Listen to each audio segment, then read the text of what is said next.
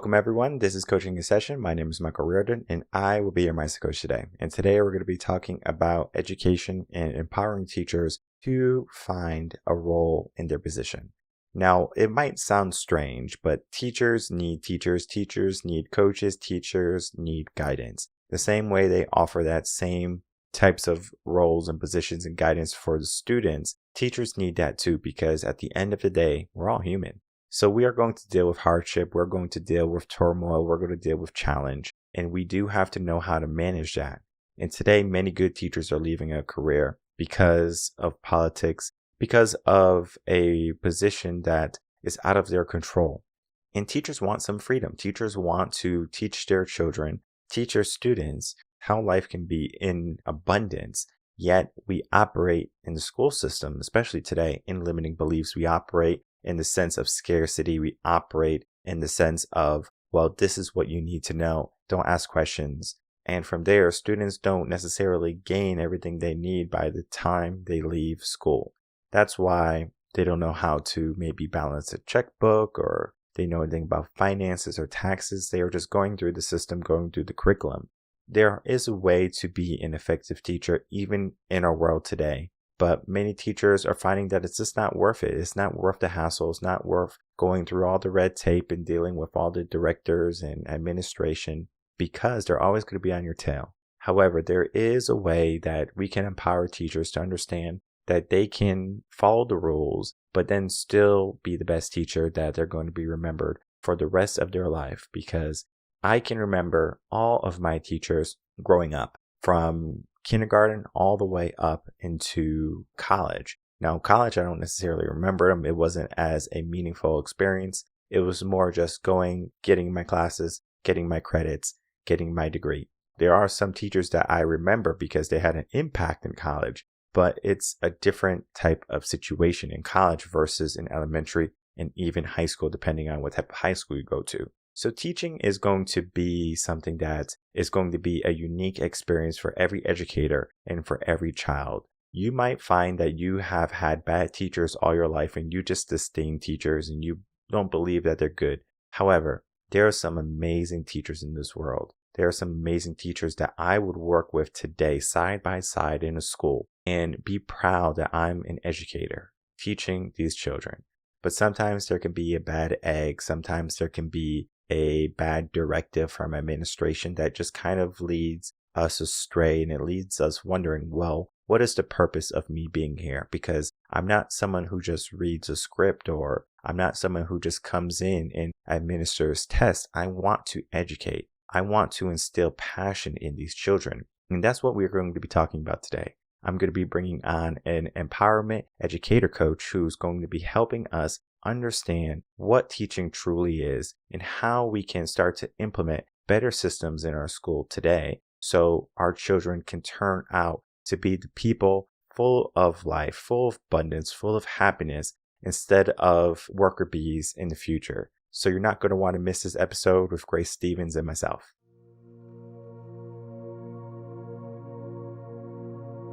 Welcome, Grace Stevens, to Coaching in Session. How are you doing today? I am doing great. Thank you for having me. Of course. We're going to be talking about the work that you do. You are an education empowerment coach, and that is what we need in our world today, because teachers have it hard.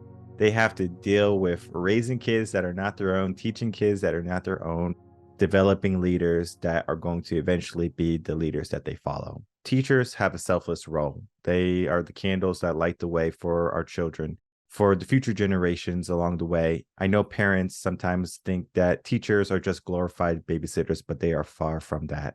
But we're going to be talking about the work that you do and how you help empower these teachers. But in your own words, can you tell the world who you are, what you do, and how you help them? I am Grace Stevens, and I am teacher empowerment coach. Kind of made that up. I'm not sure that was a role that was out there, but it was definitely a role that was missing. Well, I was in the classroom for 20 years until just very recently. I did teach pre-pandemic, during pandemic, post-pandemic. It's definitely changed. But I have always focused on helping other teachers have a more positive teaching experience. I really have this I was a second career teacher. I kind of really came into it with an intentionality And kids just always want to be a teacher, right? You grew up, you went to school, you ended up, you became the teacher, whatever. But I came to it almost midway through my life, and I really did give a lot of thought to what I wanted to create in a classroom. I went to school, for me, had been like a magical experience, and I wanted to create that for students. And I have this big idea that your energy teaches more than your lesson plans. In what I try and help educators connect with, because this, like you said, all the challenges in education right now, everybody knows it's only getting more challenging, and teachers are burning out, excellent teachers are leaving. Just as tragically, teachers who are excellent but are burnt out are staying, and that's not helpful for anybody either, certainly not students or for themselves. And so I empower them to have a more positive teaching experience by looking at setting boundaries, limiting beliefs, all of those things. Teaching is, as you said, a career where you can easily get burned out because it is so much on your plate. Testing, sometimes behavioral issues, politics now. There's just so much that you have to juggle, and you cannot fit that all in one day, one lesson plan. As you said, energy teaches more than lesson plans. You're completely correct. We have a similar background. You have more experience than me in teaching. I only taught 5 years in public schools, and you are 20 years plus, right? So around there. That right there, you have seen many of the hardships, many of the growths, and many of the changes that are happening. So you are well suited to be an empowerment coach for teachers. Yes, you might have made that role up, but you are 100% right. It is a role that teachers need. And to be honest, I don't think teachers even understand that they need this, because they go through their schooling, they get their bachelor's, maybe their master's, they do their cooperating teaching, and then they're thrown into the water, and and hopefully they can swim. Hopefully they just know what to do. But personal development is one of those things that teachers need ongoing. They need to learn new methods, new tips and tricks. We're going to be getting into that today, right? How do you help teachers become empowered? Like, what are some of those tools you use to get them into the empowered mindset? First off, I just want to start by saying this is, like I said, I was a second career teacher. I had a very big corporate career. I went up the corporate ladder. I achieved everything I thought I wanted to achieve by the time I was 30, which sounds like a bold claim, but I actually did it. I was a corporate VP, large company, beautiful house, awesome kids, and stress beyond the max. Did not participate in my life at all. Kind of felt like I was on the outside looking in, right? I felt like I financed it, but then I outsourced it. I made this very big intentional change to do something with purpose. And I had always wanted to be a teacher when I was a little girl, but then I got off track thinking I needed to make money, right? Then I got into education, and I had these big dreams of what I thought it was going to be. And, 20 something years ago, it was simpler. You spent magical time with children, but very quickly I started feeling the same burnout. Oh my gosh, stress, overworked, and anxious. I decided I could not change careers again. Like, I'd already gone back to school once with two young children, and I needed to do was change myself. That's how I got into this work of studying cognitive behavioral therapy, all the things, neuro-linguistic programming, things, right? So I never got into this work to like fix other teachers. I got it to fix myself. And I made great strides in learning to control my environment and feel empowered, and understanding that I could create my own teaching experience inside my classroom.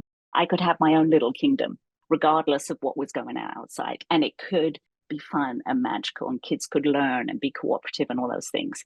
What happened is a lot of other teachers started saying, your experience doesn't seem to be our experience, even though we have the same students, the same administrator, the same parents, right? The same setup. I taught in Title I schools for most of my career, so we know the challenges that come with that. It's when I really began to recognize that what I did do was just, I had taught myself to be empowered. And so I came up with this framework.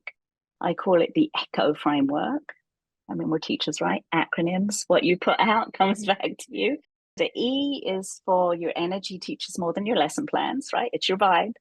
That really, how excited you are and how you show up and how you support students really makes the difference, right? More than what curriculum you adopted. And then the C in the ECHO is control what you can control. Can't control all of it. There's so much of it, right? You got to focus on the part you can control. The H is happiness can be synthesized. I do a lot of deep dive into the science behind that. That is, I think teachers are more open to that now. 20 years ago, they weren't really so open to that idea. But now that we have growth mindset and so much focus on that in the classrooms, that your intelligence is not fixed, you know what? Neither is your happiness set point. You can flex your happy muscle. You can create new pathways, right? That is a large part of it. And then the last part, the O, is other teachers' experience doesn't need to be your experience. And that's where all the limiting beliefs and all the how you really choose what you focus on, all those things come into play. So that's basically the framework. I wrote a book that broke it down into 10 habits. That was about 5 years ago, and really distilled it down even more simpler than that now, because to some people, 10 habits seem like a big one, a lot of things to adopt, but they all basically fall into those 4 areas. When it comes to teaching, it's going to be a unique experience for everybody. When I started teaching, I was actually an accounting major before I even switched into teaching. So I was accounting, I was working at Sikorsky. They built the helicopters, the Black Hawk helicopters for the Army. And I was working there for 2 years. After that experience, I was like, first year was cool. I enjoyed it. I'm making money. I was like, I got to make money. And then the Yeah. second year is like, I can't do this for the rest of my life. I'm like 19 years old. So I was like, all right, I just wasted 2 years of college basically. So like, let me switch my majors. Let me figure out what I want to do. So I did music as my major. And I was like, I enjoyed teaching just through the process of growing up. I always had an inkling that I wanted to be a teacher. But then I was like, teachers don't really make any money. So I steered away to a job that made money, but then I was just miserable early on in my career. And I was like, I'm not going to do this to myself. So I went straight into teaching. Loved every single day of it. There's a lot of politics in schools. Even at my time in 2009 to 2016, I was dealing with a lot of politics. I don't know if you have dealt with this, but being a young, Black, handsome man, and I'm not trying to put myself on a pedestal here, it causes a lot of problems because parents, teachers, they look my way. It's like, what is he doing here? I should be doing something different. Even though I had a love for teaching, I had a love for educating children and helping them be better than where they are or were. It was always a stigma on me saying like what is this guy doing? Eventually I found a good school with a strong principal. She could read me saying, you're a good guy. We just had things implemented to keep the door open, common sense things for, I guess, male teachers. It was a different life for me, but I never really had an issue with behavior. I never had an issue with like curriculum, them learning, being better than they were the year before. However, if I look at other teachers in the district, they would struggle. And it was because they couldn't keep up with the times. So they were living in the past, but the kids are thinking in a new mindset today. I wanted to get into a conversation with you because you have so many years of experience, how mindsets and ideologies change throughout the years and how teachers have to be flexible. They're not just keep doing the same thing that they did on day one or year one. And 20 years later, they find that it's not effective. Okay, so first off, I want to say I am so sorry for your experience, and I know it's not unique. And that's really tragic because in education as a whole, certainly we need more males. We need more people of color. We need more positive role models. For children, they need somebody who looks like them. Taught in Title I schools for a long time, and we just did not have enough males, period. And there was a lot of kids, unfortunately, without dads. And we really needed more of that in the schools. And your experience is not alone. And I know that I come from a pretty privileged place that, like, I'm a white middle-aged lady. And I started teaching. I already had a career and I already had kids. So I already kind of had a confidence around me that children minded me, right? Like there's some teachers who you mind and there are some teachers who you don't. It becomes a sport. We all know that, right? When the poor substitute teacher shows up. So anyway, there's that. I just wanted to get that off my chest. And the second thing, yes, definitely. There's a difference between teaching 20 years and teaching the same year 20 times, right? That's not, that when I started, it was all still, I don't know, remember when you went to school, probably, the thematic units. Oh, well, we're doing Ocean Week and you'd get your box off the shelf. It was before the computers, whatever. And then at the beginning of my career, I think mostly scripted curriculum started to come in. where you all had that horrible experience of the curriculum police. I don't know if you ever had that, where everybody in the same grade was supposed to be on the same page on the same day with the same script. Like, you could have hired a ventriloquist to have done that. Why did you hire me if I'm just going to read from a script, right? And so many teachers were resistant to that. And many schools didn't know how to let teachers have a middle road. Like, it takes a lot mindset shift to think, I teach the standards, not the curriculum, right? I'm not teaching this lesson today because it was the next one in the book. It's because it's what the kids needed. It's the natural progression. Like, I find teachers now, we need to be so intentional about what we actually don't do. There's just too much. You can't do it. There's no way. You need to make intentional choices about what you're not going to do, right? Think that schools need a culture, and it begins with the administrator, that respects teachers to make those decisions, to not just to teach for the test, but to teach for where the kids are without using all the buzzword. That's one thing I pride myself on. I do the PD that you wish you had, or I wish I had. No jargon, no data-driven instruction, no student outcomes. It's for teachers. How do you as a teacher have a better teaching experience? Because if you have a better teaching experience, guaranteed your students are having a better experience, and the student outcomes will be there. But we all know we don't even need to be teachers. There's probably listeners who aren't teachers.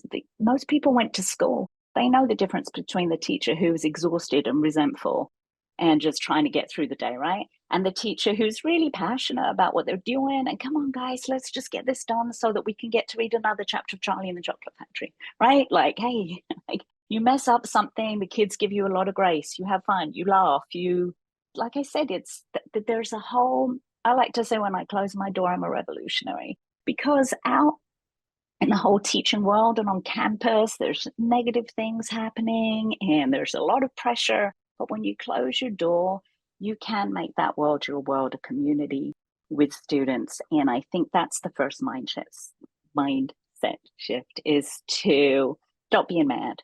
Like, it isn't fair and it isn't okay. But at this point, you can make a difference inside your classroom. And that's where it needs to start.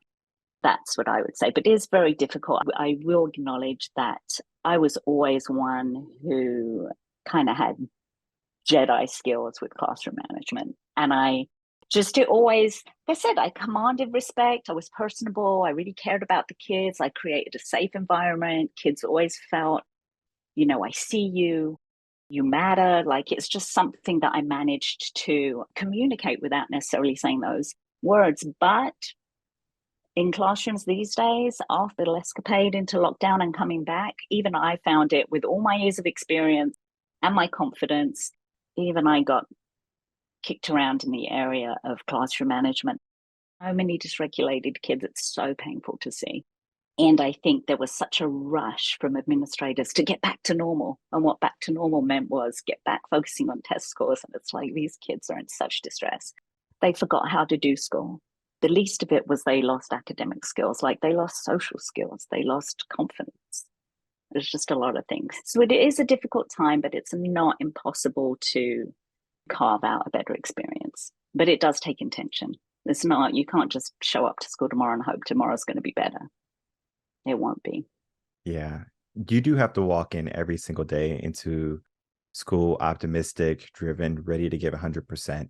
And it's hard when you're burned out to give that 100%. If you're tired, if you don't feel good. I remember one time I just didn't feel good. Like I had a fever or something, but I knew if I didn't go, like there was no substitute. It would be a very difficult position for all the other teachers if I didn't show up. So I go in, and I was like, first class was like 9 o'clock in the morning. And I was like, okay, first class comes in. Let me just give 50%. I said, let me give 50%. Let's see what happens. It was terrible. All right. Yeah. Everything went wrong. And I'm really good at like behavioral classroom management stuff. And it was just not right, because the kids could read me like a book. Oh, he's only doing 50%. I didn't tell him I was doing 50%. It's just like they can feel it the same way they can feel as if you care, as if you appreciate them, and that they're just not another kid.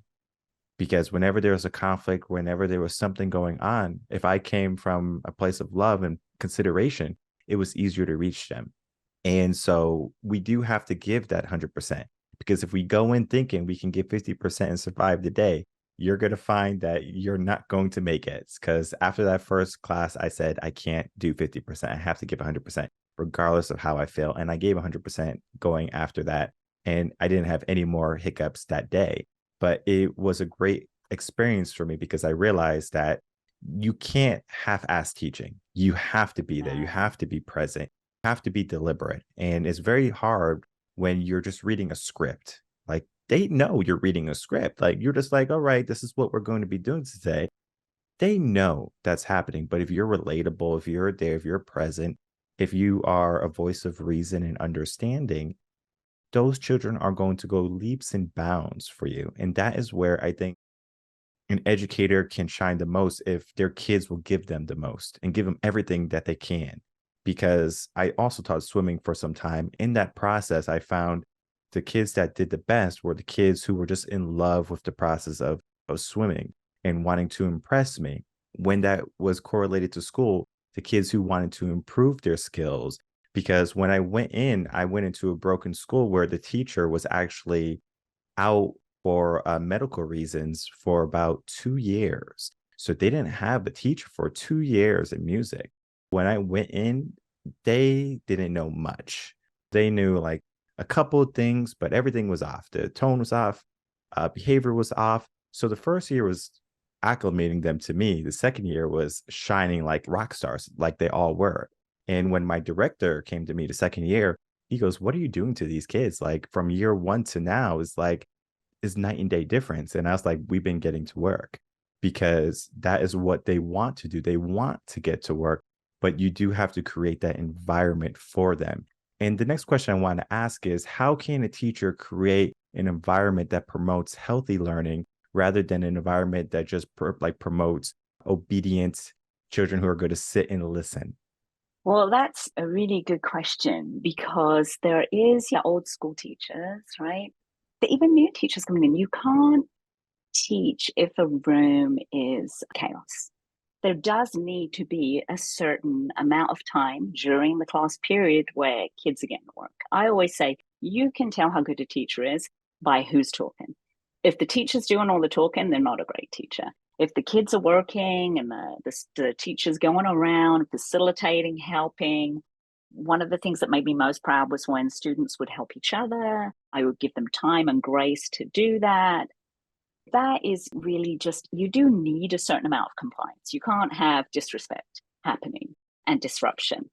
But a silent classroom isn't a classroom where kids are learning. They need to be excited. You need to, wherever possible, like I said, it's not, I always thought it's not my job to teach the curriculum, it's to teach the standards. If a kid needs to be able to demonstrate to me they can do X, Y, and Z, it doesn't need to be 50 questions off in the workbook. Do the first 5, then I know you got it. Then how else can you show me? And I would give kids a lot of creative freedom, not all the time, but in some assignments, they always knew there was something they could do that at some point during the week they could work on, a passion project, something they were really excited about. Or if they wanted to demonstrate their learning, on anything that we were doing. One of the things I love to teach reading, I would let kids do 1 book report a month. You know how that used to be. You'd come in and you'd read the report. I just let them go on Flipgrid, which is, an interactive video, and they could do it. And I gave them a choice board. There were 12 choices. Do whatever you want. Make an advert, make a YouTube trailer, draw a cartoon, like something that interested them, but showed that they had learned something too. I think students are no different than adults. We want a little bit of, one of the things that is when you look at the things that make people happy, flow state, purpose, all those things, one of them is occupational self-direction. Right? And so that's where a lot of teachers have been frustrated over the last 15 years. Everything got totally mandated and restricted creativity, like you were sucking the joy out of the classroom, right? Right.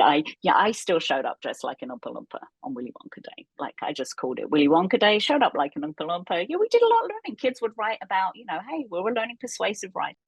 Convince me to make your candy. Like that was something that was exciting to them. But kids need that occupational self-direction just as much as adults, if not more. Otherwise, they're not creative. We need to cultivate this generation of creative problem solvers. And that doesn't come by like memorizing your times tables anymore, when we all know that we got a calculator for that. I think it's that. It's giving students as many opportunities to, this, kids, they want a choice and a voice. It's always been that simple. I can't remember the first, probably the Love and Logic people were the first people to come up with saying it that way. But kids want a choice and a voice. And if you can give them both of those, your day will go smoother, because when kids are engaged, they behave better. We know that.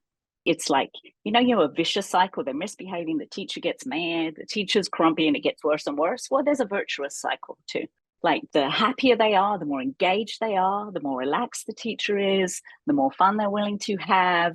And then the day just gets better and better and better, as opposed to that downward spiral. And the teacher needs to have the confidence to, when it is going in that downward spiral, have some tools in their tool belt and the confidence to say, stop. Hey, we're only halfway through the lesson. You know what, guys? Oh, I'm not feeling this. Seems like you're not getting it. Let's do something else for a while. Let's try again tomorrow. And just change the energy in the room.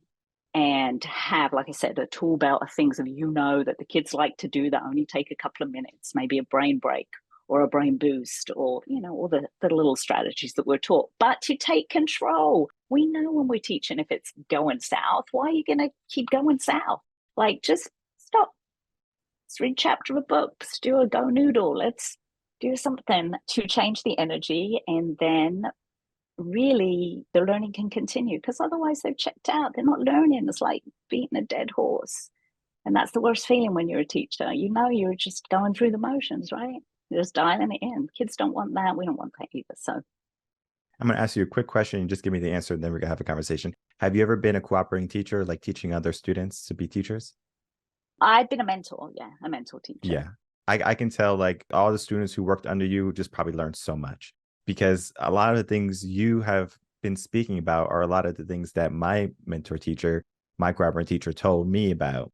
So I remember one time we were in class and it was going south, and I was just like, well, let's keep going. Let's keep going. We got 40 minutes. Going, yeah. we got 40 minutes left. Like, all right. And then, like, after the lesson, he was like, all right, when things are going south, you stop. And I was like, oh, okay, that makes sense. So then when I was a solo teacher by myself now, and things would go south, I would say, I'm shutting down. And then that right there was just like, oh, like, this guy's not playing around. Like, we were fooling around, we were doing the wrong thing. He shut it down. And so they learned very quickly, like, all right, yes, we were doing the the wrong thing, but he also has control. He was able to get back control, and then we can try again. We can reintroduce it, basically, is what happened. It's like, okay, are we ready now? Because we can sit down and we can do it this way, but I think this way is a little bit more enjoyable. And they realized it. So it was almost like the unspoken language.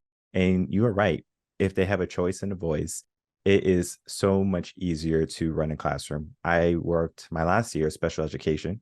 And whenever I had students, just even in my early years of teaching music, they would come in to do observations on the students, and vice principals would come in to do the observations. And every time, like, the class was over, principal would come over to me, whoever, this guy doesn't even have a problem, it seems like, with you, because he's doing everything he's supposed to do, blah, blah, blah, blah, blah. And it's just because they're engaged, you're doing something they enjoy, versus like, all right, sit, like, be good. And I never called a student a bad kid. I have a terminology for them. I call them heavy hitters. They're like, if you're familiar with baseball, you could throw a fastball, they're going to get a home run every single time. So sometimes you got to get ready to do curveballs, you got to do some change ups and things like that. And you have to be ready for bear. You have to be ready for whatever they're going to toss your way. Because when you get into the mindset that there's bad students, or that there's students who are not worth your time, and you're like, oh, this student will never be anything, the joy of teaching is going to start to dissipate a lot sooner than if you just always had that aspiration of, no matter the child, no matter the grade, I want everyone to succeed. And that's where a lot of limiting beliefs come in, because teachers are going to give those to kids like, hey, you're not going to be anything. You might as well just give up, be a garbage man. And teachers say that, and terrible. and it's crazy because they do it in the teacher's room, in the cafeteria. And it's just like, whoa, like, how much negativity can a teacher have that's supposed to be positive and uplifting these children? Yeah, I spend a lot of time coaching teachers on just protecting their mental peace, but also, yeah, just each child. Like, I never looked at, when their file comes to you and the teacher the year before has written something, I never even look at that. Like, this is a clean slate. I believe everybody can be successful and kids rise to the occasion. And I really, those kids that have hit us, I call them my spiritual practice. I mean, there are days, like, I'm not going to lie, there are kids that you're just like, oh my gosh, woo, right. Today is not to take it personally, not to let them get to me, because sometimes it is like a game, right? They want kids who feel so out of control. The only way they feel in control is they can control an adult's emotions. There are these kids that try and get you to lose it. You ever have one of those that once they finally lost it, they're so escalated and now you're escalated and they suddenly decompress because now they feel they're in control. Understanding that and knowing that that's just a maladaptive habit that a child has, not that they're a bad child, but they're in survival mode. How can I make them feel control in other ways that are more productive? But yeah, I'm not going to lie. Some kids are spiritual practice. It takes all year to get through to them. But those are the kids you remember the most, right? Those are the Exactly. kids Yes. that teach you the most. Those are the kids that make the job most satisfying. Those are the kids that, 15 years later, I run into them and they still run up and hug me in the grocery store, Miss S, and they tower above me, and had them in second grade. It really is, like I said, it's a mindset shift that you can create your own experience. You don't, other teachers' experience doesn't need to be your experience, not with that, not with those students, not with the administrator. You can have your own experience of that person, despite you create it. You don't just go along with it. But it does take intention, it does take practice, but it is so worthwhile. Otherwise, why teaching if we're stressed and we're just living for the weekend or for retirement? Did you ever teach with those, what I call a road teacher, which is like retired on active duty? You get so many years in, right? You're like, what are my choices? Like, I gotta hang out for the pension. And that kids know that too. They know that. And they're going to play you up, and it's not going to be fun, and it's not going to be what they need. It's not productive, and it's not fair to you, and it's not fair to your family, and it's just like, so it's this whole kind of vicious circle. So it is something that takes intention, that can be done. And the one thing I do want to say is, especially as there are so many teachers quitting, and I try to stay off social media for my mental health, but I see a lot of shaming going on good teachers who are leaving. And I think feelings aren't binary. You can be 100% frustrated with education and fed up with the way kids are behaving, and still be a good teacher, and still love teaching, and still know it's your purpose, right? It isn't like, oh, I love teaching or I hate teaching. It's like, you love teaching and it's what you should be doing, but you recognize parts of it are challenging, and then try and take control of those parts, but not to think it's all or nothing. To like, oh my God, I can't take these kids anymore, I'm quitting. Like, there's something you could do in between. You could up your skills on setting boundaries, on intentionally creating balance, on knowing how to protect your peace, on decompressing your nervous system. Teaching is like an assault on your nervous system, right? There's lots of things teachers could do. And that's where I think focus should be put, not so much just always on test scores and student outcomes. Teaching is a magical position, and we learn so much as educators, and the students learn the good teachers, and they can separate the good from the bad, and they're going to remember the good teachers. And it's important for them and for their growth, because that one teacher can change their whole entire outlook, from teachers who said they couldn't do something to teachers who believed in them, who saw their future, who saw their potential. And that's important for children to understand, that they do matter. And our conversation is a conversation that does matter. It's a conversation that everyone should listen to, whether you're a principal, an educator, parent, to understand that our children are someone else's problem. All right. If they're in our class, they are going to be our concern, and we should want the best for them and do the best for them. And as we begin to wrap up, I would love to have you tell the audience where they can find you if they want to reach out to you, and then to share maybe a quick tip or quote for us to walk away with. First off, you can just find me at gracestevens.com, and that's Stevens with a V. gracestevens.com, and there I have courses, I have lots of free resources. In fact, gracestevens.com/happy is a whole video training on the most empowered, least stressed teachers in the world. If you're a teacher, go look at that. I would say one quick tip, and it's for everybody. I want to give a tip for everybody. And it's one of my favorite quotes, actually, from Albert Einstein, who you wouldn't really think would be all about the getting your happy on. But it is the most important decision we need to make in life is whether we think we live in a friendly or a hostile universe. It really comes down to, do you believe that those kids, those parents, those administrators, those co-workers, do you believe they're out to get you? Or do you believe they're doing the best they can with the skills they got in the situation that they find themselves in? And if you believe that about everybody, you will assume the best intentions, you will extend grace to other people, and you will find that the universe will respond in kind. I think that is probably what I would like to say to people. Make the decision. It's not just a mindset, it's a decision you make. Do you really? I'm going to look for the good stuff and I'm going to find it.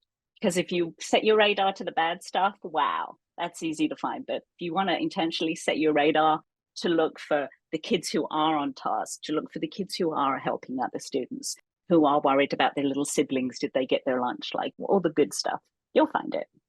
Perfect. And I'll definitely toss all your social medias and all your call to actions in the description box below so people can easily follow you and learn more about your work, check out your book, and then begin to understand education for what it truly is. Amazing.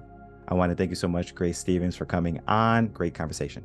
All right, everyone. I would like to thank you so much for watching that episode of Grace Stevens and myself. What went on in that brief conversation was magical. Just as we were speaking, I could have talked to Grace all day long about education, about teaching, about her passions, about her experiences. And I can tell you, I would have learned even more than what I know. I would have learned so much because at some point, we do have to gain some wisdom from someone who has walked the path, who has been the trailblazer already and has experienced things. Because we can learn from trial and error, or we can learn from wisdom.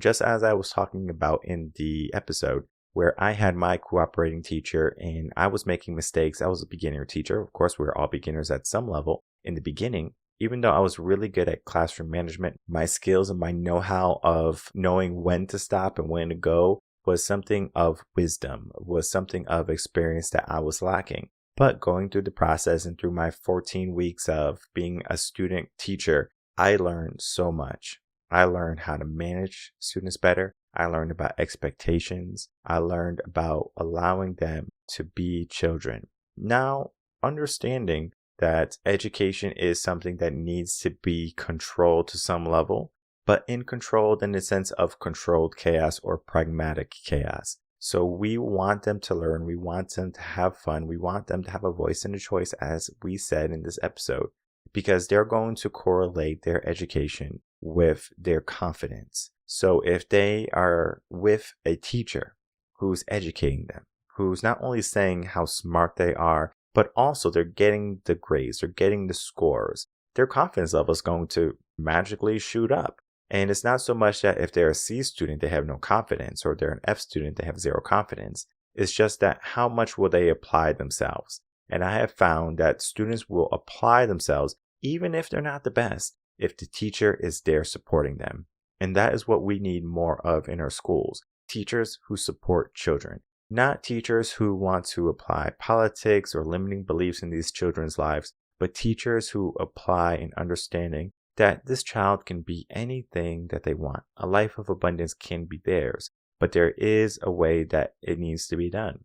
It needs to be done with structure. It needs to be done with hard work. It needs to be done with diligence. And if teachers have their hands handcuffed behind their backs and they can only teach the curriculum, or they can only teach via a script or a Zoom meeting, they're going to have a hard time reaching these children, because you do have to have that intrapersonal type of relationship with someone if you want it to be effective or to have effective results. If I just had programs in my coaching career, and we will be having some, but it's going to be more of a course than a program that you just kind of follow and listen. It's going to be a course that after you're done with this course, you're going to have all of the skills necessary for you to develop in a strong mindset. course, you can watch the motivational videos. Of course, you can listen to this podcast. Of course, you can read all the blogs we have at reverendconcepts.com. And all of that is going to be the same thing. It's going to give you the same results. But sometimes people want things curated in just one package. This is what I want. Give me everything that I need to know. I'm going to take care of it. That is what school is one package that gives children everything they need or should give them everything they need. But sometimes they're missing pieces like IKEA furniture. You try to put it together and you find out that you're missing a leg, or you're missing an arm, or you're missing a top or a drawer or a knob. From there, we do have to use our creative mindset, our creative way of thinking to see what we can do, remedy this situation, and then to have some quality control as teachers and to make sure that we're just not letting teachers who are doing harm to our children or doing harm to the progress that these children can be living in. Imagination is stripped at such a young age, and imagination is essential to success, it's essential to growth, because if you cannot imagine where you want to be, if you cannot have some awareness of where you are, it's going to be difficult for you to make progress in your life. So we do need more mentors. We do need more coaches and teachers, just like Grace. The work that she does is she helps teachers get into the mindset that are going to help them be the best educators they can be. And I have found in my career, you can try to do it all by yourself, but it's a very difficult task. It's almost impossible. Not impossible, but it's damn near close. So we do want to make sure that we are equipping teachers, parents, educators, administrators, everyone with the knowledge they need, the skills they need, the discipline that they should be having when it comes to education. This conversation is just the beginning. I encourage everyone again to reach out to Grace, to check out some of the amazing work that she's doing, because what she is doing is amazing. She spent 20 years in the school. She spent some years in corporate. She has found a joy. She has found a passion. She has found a love in what she does even today, helping people be better than where they were. And that is what teaching is. How can I help you grow? How can I help you prosper? How can I help you succeed with the mindset that you need in this world today? My name is Michael Rearden. I'm a mindset coach. If you have any questions, you can email me coachinginsession@gmail.com, and I will see everyone on the next episode of Coaching in Session. Until then, everyone take care.